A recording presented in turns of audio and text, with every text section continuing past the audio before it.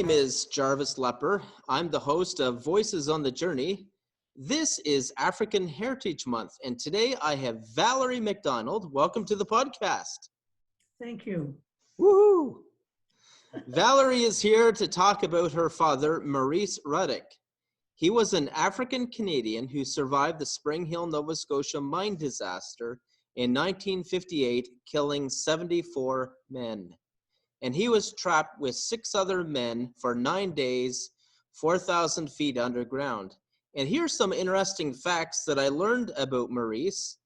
After the disaster, he was chosen as Canada's Citizen of the Year. And his story was on the Canadian Heritage Minute commercial a number of years ago. And Maurice wrote the song, the Springhill Mine Disaster Song. Valerie, I got some questions for you. Sure. Are you all ready for this? I think so. All right. What does African Heritage Month mean to you? African Heritage Month means to me it's a celebration of our Black history, and it's an opportunity to educate society that we as Black people have given considerable contributions to society and to Canada. And sometimes a lot of folks don't realize that. So it's really a great opportunity to try and educate people. Absolutely. I know a pastor in Nova Scotia, he said, "Don't tolerate me, celebrate me." Oh, isn't that nice? I love the words of that. Yes. Valerie, we often think racism is in a different part of the world. Do you see racism here in Atlantic Canada? Oh, yes. Yes, and growing up in Springhill, Nova Scotia, there was a lot of racism, and being from a Black family, we experienced many things. And in the summertime, we would either pick blueberries, strawberries, and so one of the women from Springhill town asked Dad to send one of the girls, and she needed some help with her house cleaning. So I was about 13 going on 14, and my father said, "Would you like to go?" And I said, "Sure." So I went, and this lady, in the first week that I helped her out, she was fairly nice. Next week, I could hear her on the phone using the N-word, talking about and people out on the Hare Road, and they were noted for stealing and taking things. And I noticed when I went there, she had little packs of money sitting around at different areas where I would be working. So I went home and told my father when I heard that conversation, and he went in and met with her. I don't really know what he said, but he told her I wouldn't be back. And growing up in Springhill and going to school, as you reach the higher grades, there was a lot of kids that would use the N-word.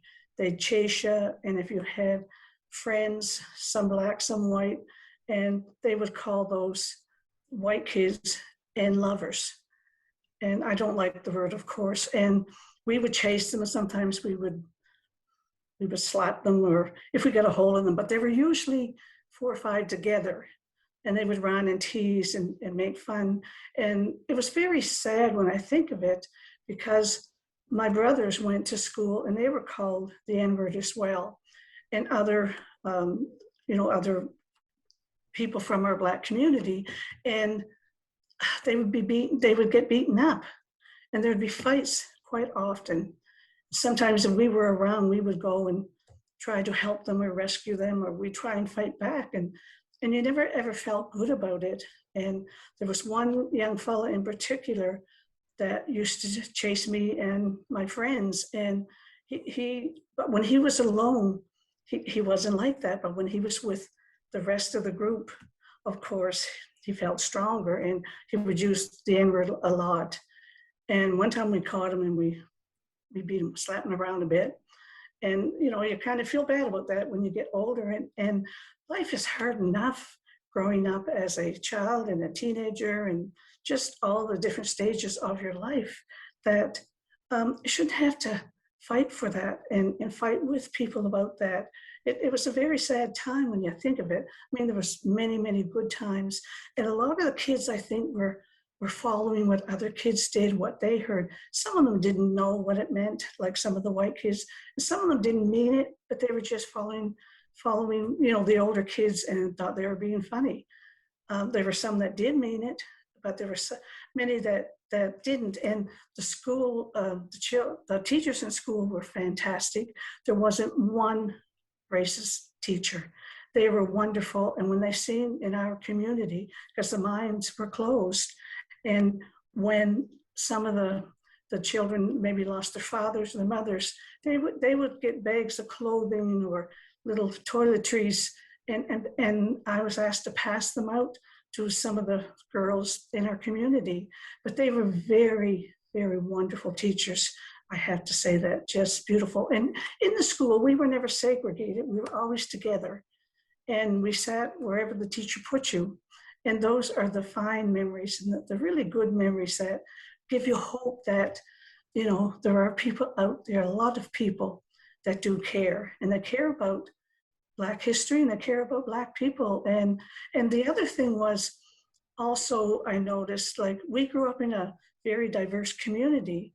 There was Greek, Syrian, Jewish people, Chinese, white, Black, Indigenous, and the Indigenous people were also prejudiced against.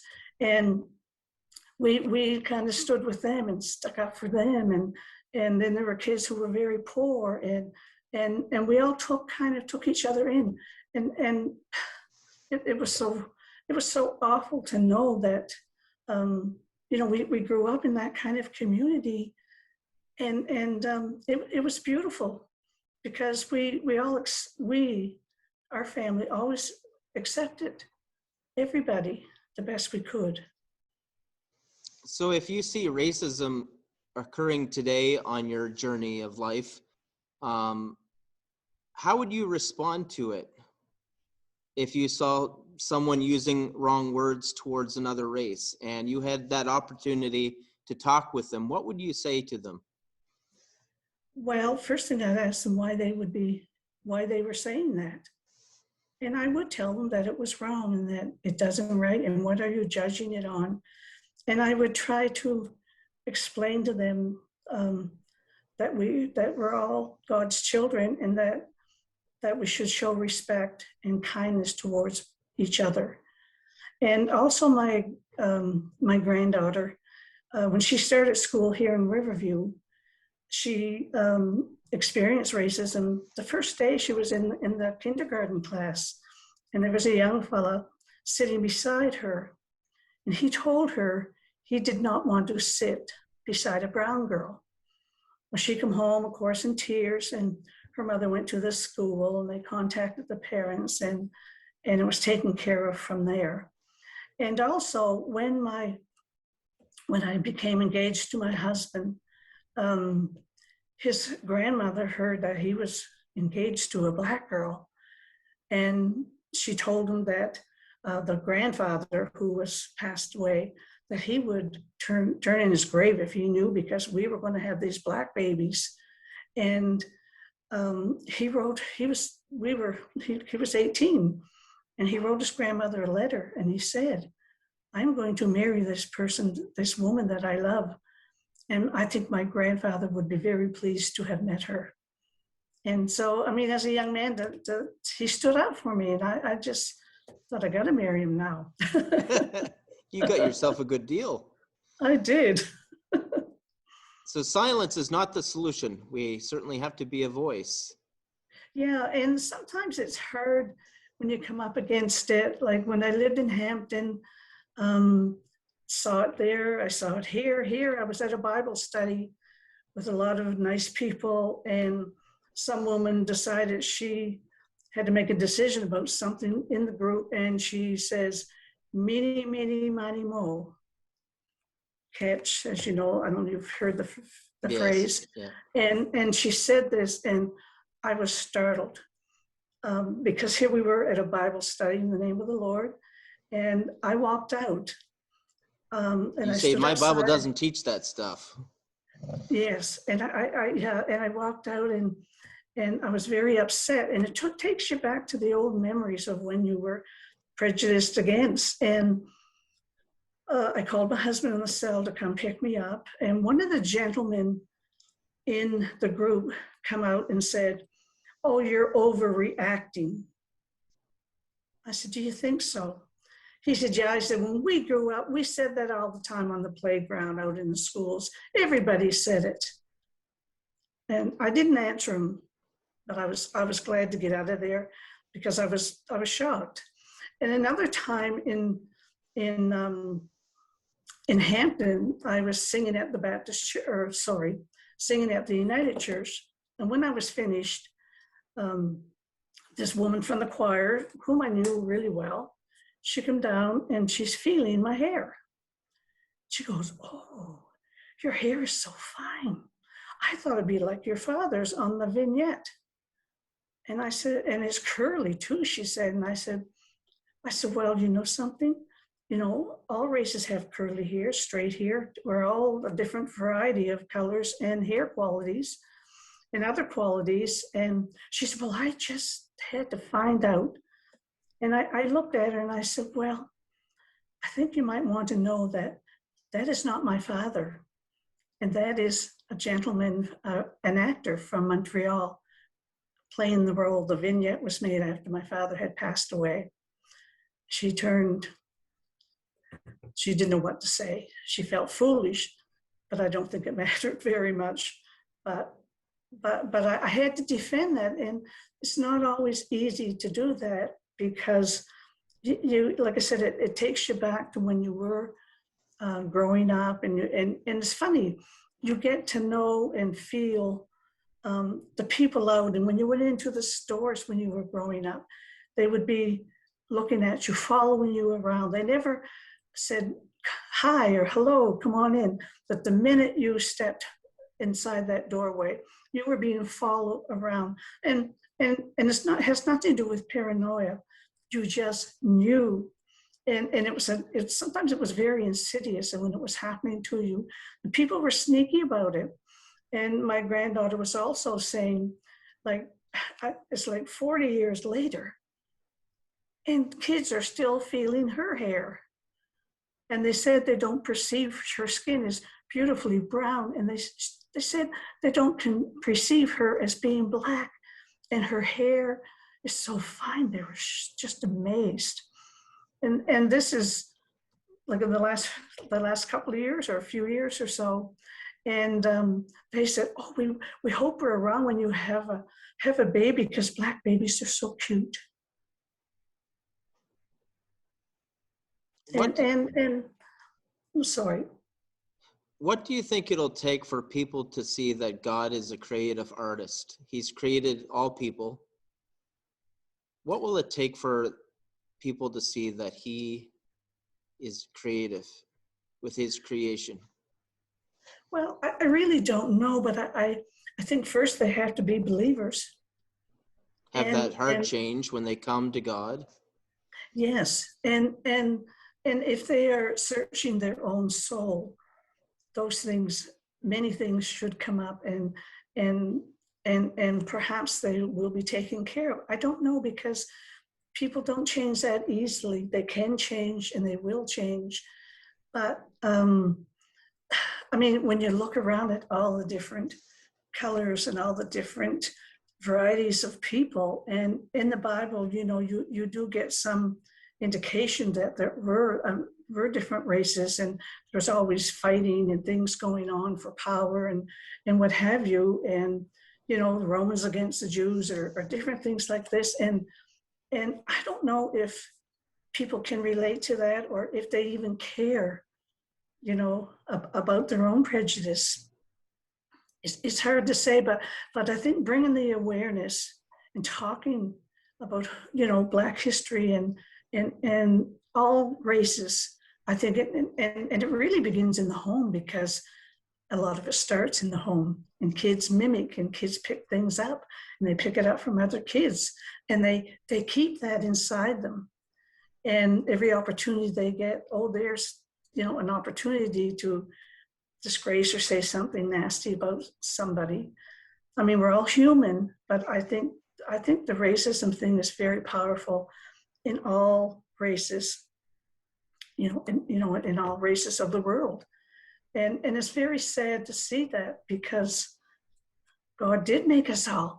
And when you look outside, even during the winter, and see all the variety of birds there are, some of them are pecking at each other, and some of them are sitting on the telephone wires together. Like, I counted 71 blackbirds the other day, and just down on the other side of the telephone wire, there was a blue jay. And it's like, welcome him in, take him in. I mean, that's just a small analogy, but I kind of related it all to that. And we have so many varieties in life and so many choices. And I think choosing to become a better person and not to be judging people by their color or their sex or their age, it's pretty heavy duty stuff. And unless you come to that, you won't change. And some people don't change. I've seen a lot of people change, or if you confront them with something nasty they have said, or saying the N-word, they'll say, oh, I was just teasing. And a lot of times they're not teasing. I can understand it. And some people don't mean to be mean. That's the way they were brought up. And I've encountered people that are open-minded and they want to change, but some people can be closed-hearted and Yes. they just want to continue on their ways, and that makes it difficult. Yes, but I think if we try and educate, and really our example should be enough to help people change, not just Black people, but all people. Our example of living and trying to live a good life and to treat other folks with respect and kindness and love. I mean, let's face it, we can't say, oh, I love everybody. I mean, we try. And in God's image and his creation, we hope that we're very successful in that, because we are all equal. And we're all made in the image of God. Yes. Well, let's talk about your dad, Maurice. Can you describe the events leading up to the Springhill Mine, Nova Scotia disaster that happened in 1958? What was going on that day, and then right up to the point of the big explosion that happened? Yes. Well, as it was just after supper, we were all outside playing, and we all lived in the mining houses, and we paid, and our parents paid rent, and we were all outside, and we were a mixed community on the Hart Road. There was Black people, white people, and everybody got along, it seemed. And we'd all be out playing and chasing each other and having a wonderful time. And then we feel the earth move and we hear the sound. We kind of stopped in our tracks, looked at each other, and we all looked towards the mine, because we were in walking distance of the mine. But you were afraid, and it was very scary, because we would go into the house, and then my mother would be there watching the end of I Love Lucy. And at the end, the television was left on, and the community, like kids and parents, were running from house to house saying there's something going on at the bump, or sorry, at the pit. And my mother was, holding her 12th child, and tears coming down her eyes, and you could feel the fear and the fact she was very afraid, because she said, your father is at the number 2 mine. He's on the back shift tonight. And soon there were reports coming on the radio saying that there was a bump in the Springhill mine in the number 2. And every day my sisters and I the older ones would go to the mine and looking for news to bring back to Mom, to let her know if Dad was one of the ones that were rescued. They were bringing up dead bodies then, and there was a somber, very sadness that hung over the town, and people losing their fathers, their mother or fathers, and their uncles and brothers, and it was a very sad time. And we would go every day, and there was the Salvation Army tents, and there was the Red Cross tents where people we'd all go there waiting for news, waiting to hear about who was being rescued and who wasn't. And it was a very, very sad time. That sounds like a heart-wrenching time that must be still fresh in your memory. Oh, Um, yes. Why was your dad known as the singing and praying miner? I mean, he was with these men underground. Why was he known as the singing and praying miner?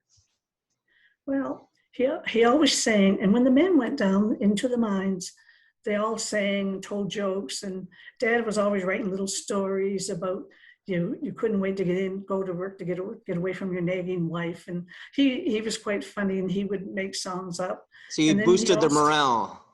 that's exactly, and he always and he wrote a song called "The Curse of the Old Number Two," and he always said that was a big one because in 1981, that was the mine that was reopened, where they did have a disaster and lost quite a few men at that time. And anyway, he always sang. He had a 4-string guitar, which he played. He had it cut down from a 6-string, and he played that guitar and he sang around the house, he whistled. And it was always like a happiness about that. And then he trained us when the mine had closed, when he was rescued, then he started training groups of us to sing and harmonize. And singing was a really big part of his life. And prayer was also a big part of his life. And when they were trapped underground, he encouraged the men to pray and to sing. And he always said, I wasn't a hero. I just did what I felt I had to do. It was the right thing to do. Yes. And he knew that. And he was asked to share to share what was left in their cans at that time, like water and maybe a piece of chocolate bar or a sandwich. And he did that willingly. And every day they were always banging on the pipes. And these pipes that led up from where they were, which brought air and oxygen into the mine. And it's funny because, when they come out of the mine after their shift, everybody's face was black from the coal dust and from the soot. And they were, like he said, underground, they were all equal. But when they come up, of course, they went to the wash house and put on their home clothes and came home. And there was different men miners that were interviewed later and said, we don't mind working with them, but we wouldn't want our kids to bring one of them home. Oh, that's heart-wrenching to hear that. Oh, yeah. Wow. I heard one mother did say, she said, if it wasn't for Maurice, everyone would have died. Yes. He sounded like a foundational stone in the midst of this. Yes, and I believe his prayers also brought encouragement to the men that were with him. And they had a gentleman die while they were there. And they said prayers for him. And they would pray when they were asked to make a decision whether they could take his arm that was caught in a pack, what they call a pack, and it was stuck and they couldn't get it out. And he wanted them to take it out, but they would pray and say, what do we do? And in the end, they decided not to, but the gentleman died anyway. And but he said prayers for them. And when we were growing up, it seemed to be everybody went to church on Sunday. I know not everybody did, but most of the community went to church. And my father always said, don't forget your prayers. Pray to the man upstairs. And there was always that spiritual connotation. And you could tell by what he did as a man of faith, because he was so kind to all the people, whether it didn't matter their color, but he was very kind to the people, taking them things and helping to look after them. And he was such a big part of the community. And he always said to us, when you go uptown and when you go there, put your head up high, because you're just as good as anybody else, and don't let racism bring you down, because you are of value. And we did that. We were kids, and we were silly and things like that, but we would put our heads up high. But as soon as you ran into somebody, you know, that you knew would cross the other street or the other side of the street, they didn't want to be seen with you or walk with you. And years later, there was guys that said, "Oh, those Ruddick girls, they could sing and they were really pretty girls, but we were never allowed to dance with them at the dances. We were never allowed to approach them." And you find these things out later, and they said they wish they had been allowed. And it was nice to hear that, because it made you think that they were thinking otherwise, and they weren't all prejudiced or full of racism. So those were good things, but it's a learned behavior, and it's learned through families, I believe. And I think that's where the education has to start, in the home. Yeah, faith at home is a key thing, and to model that. And I think we can certainly hold our head high when we realize, hey, we're God's kids. And when we realize that we're God's kid, it gives us that confidence. It gives us that boost to hold our head up high. That's our main identity as believers. And we can certainly walk with confidence with that. Absolutely. Absolutely. And that's what I've learned through life. And I was thinking of, you know, the many incidents that had happened when our family, when we were growing up. And because we sang, you know, some people say, oh, Black people can really sing, and you get stigmatized in singing and dancing. But there's so much more to it. And we sang at all the service clubs, because it was Maurice Ruddick, the singing minor, and the minorettes, the first group. And we were out there in community. And then people would say, if they made harsh remarks, they'd say, oh, you're not Black. You're as white as me. And that was very hard to take. And I said, well, I am. My heritage is Black. And I accept that. And I hope that you will accept that as well. Absolutely. The disaster attracted a lot of international attention. How did the state of Georgia respond to the remaining living miners? Well, the ones that went on the trip after they made a decision with Dad, they didn't want to go.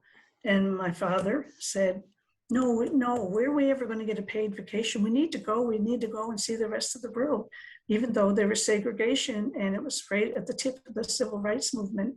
So they went, and Dad and them were with the Black community in a trailer on Jekyll Island. And there was, and the white people stayed in a really posh hotel. They were treated, all the miners, their wives and their families, were like royalty. They had a posh hotel where there was a swimming pool. They took them shopping. They were just really wonderful to them. And where my father was, his Black community were just as wonderful to him as well. And it's funny because, I mean, they had policemen on the beach. They had, where they went, there was always policemen. And when the 2-week vacation was over, they all are bussed into the airport, and they all get on the airplane and travel home together and share their stories. How did the governor respond to all of this? Well, apparently he was supposed to have been away fishing up here in Canada. And his aide, who was filling in for him, he was the one that, the story goes, he was the one that invited the miners to come, not knowing that Dad was a Black man. But when they found out, they had to follow through with it. And the governor, I have a picture of him shaking hands amongst the miners, but they said he would never shake hands in public with a Black man. And he looked at my father and he said, well, he looks pretty darn white to me. And that's a quote that was in the newspapers, and it's part of the history. But they went, they had a good time. And when they come back in the community, of course, Springhill, there was no work. And they did menial jobs and cleaning outhouses and did all kinds of things, all of the miners to survive. Some of them moved away. And our Black community was diminished because a lot of the Black people moved to Toronto, Montreal, and they wanted Dad. He was offered jobs in Toronto, but he felt, where would I go with 12 kids? At that time, there was 12. And he decided to stay in Springhill. And when did he pass away? He passed away in June 1988. 1988. And I was reading in one article, he said about his trip down to Georgia, he said this might be a chance to open some people's eyes. What do you think he meant by that? Well, I had interviewed Dad at different times, and I think he meant by that, it just showed that he wouldn't allow segregation to stop them from doing something. And they went forward with it, accepted it the way it was, and truly, they went by the rules of the state of Georgia. He was peaceful about it. Yes, he was peaceful, and he was never sorry they went. He knew they'd be segregated, and he was okay with that, and convinced the other miners. But we had a peace about it and an acceptance. That's the way it was. And when he settled down after this mine disaster, did he experience racism growing up in Springhill? Was it? Well, when he grew up in Trenton, I believe, Nova Scotia, and there was racism there, and it was very hard to get work if you were Black, or you could be somebody's cleaner. The jobs they had, even if they were educated, you weren't. You didn't get the good jobs.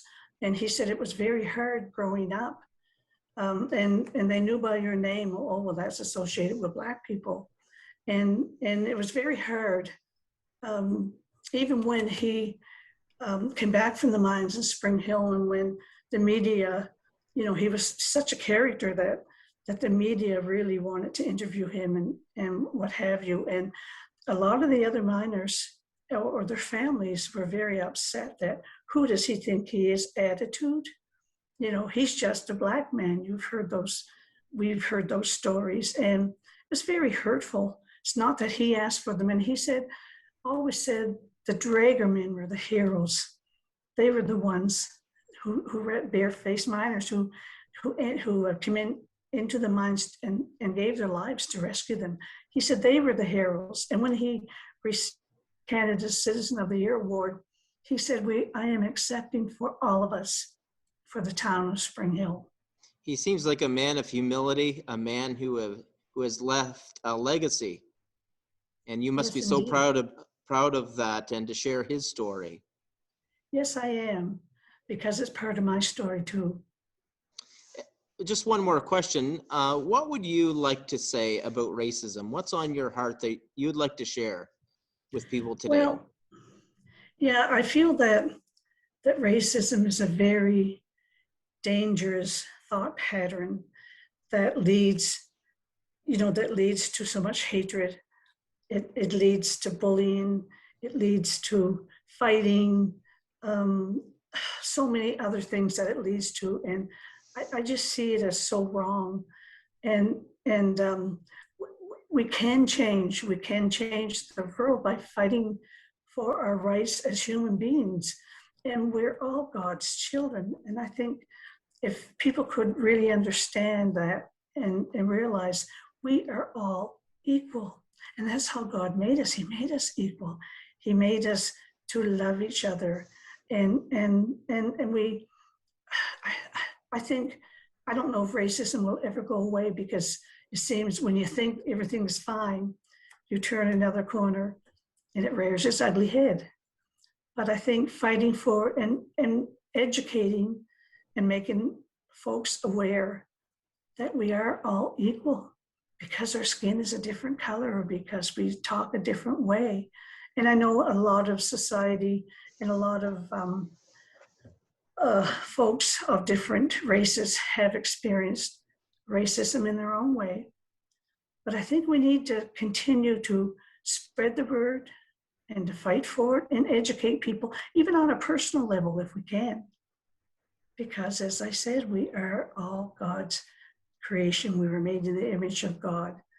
And I think having some faith for myself, I don't never brag about it because I can always have more, but I am a believer in God. And our father was a believer in God. And I think that sort of set a precedence of how you would treat the rest of the world, how you would spend your life in trying to help people. And you didn't have to go out there and preach, but sometimes it was just by your example of how you acted towards mankind. We are all equal. And that's a key phrase, that we certainly have to love one another, people from Yes. all walks of life. Well, thank you, Valerie, so much for being on Voices on the Journey, especially during the African Heritage Month. And I'm thankful that we can celebrate you, celebrate your dad. Thank you for sharing his story. I'm going to end with words of Martin Luther King Jr. You may have heard of him before. Oh, yeah. Our Well, I just want to thank you for your interest. And I've enjoyed the time I've spent with you talking about these things, because this is really the first opportunity I have had in all these years to really express my feelings and the pain and the hurt. And also, I've had over the years to do some forgiving, the people, not just for racism, but for other things. But that's how you heal, and that's how I have been able to heal. I stand up proud. Doesn't matter where I go, and I go many places, that I'm who I am, and I'm proud of it, and thankful that our Father did have faith and had trust and hope in humanity. Awesome. And thank you so much for having me on. Awesome words. Well, here are the words of Martin Luther King Jr. Our lives begin to end the day we become silent about the things that matter. So thank you so much, Valerie, for being a voice about what matters. And God bless you on your journey. Thank you. And God be with you. You're doing good work. Thank you.